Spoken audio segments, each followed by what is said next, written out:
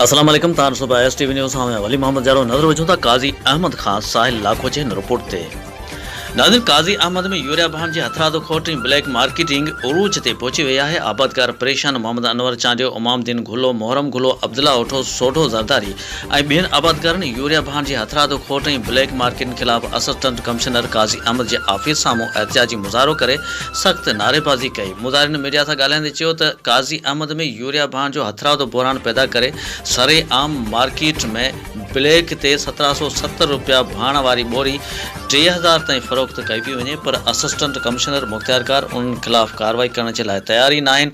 आबादकारनि assistant commissioner जे हुकुम जी तामील कंदे ज़रे ज़मीन जा 7 फार्म खणी केतिरनि ॾींहंनि खां असिस्टेंट कमिश्नर ऑफिस जा चक्कर काटे रहिया आहिनि, पर साहब ऑफिस में अचण लाइ तैयारी नाहे। बासर ज़मींदारनि खे बंगले में पर्चियूं ॾिनियूं वञनि पियूं, पर असां ग़रीब आबादकार एसी ऑफिस जा पंध करे करे थकिजी पिया आहियूं। आबादकारनि आला अख़्तियारनि खां मुतालबो कंदे घुर कई आहे त आबादकारनि खे यूरिया बहान सरकारी अघ ते ॾिनो वञे, ॿी सूरत में सख़्त एहतजाज कयो वेंदो।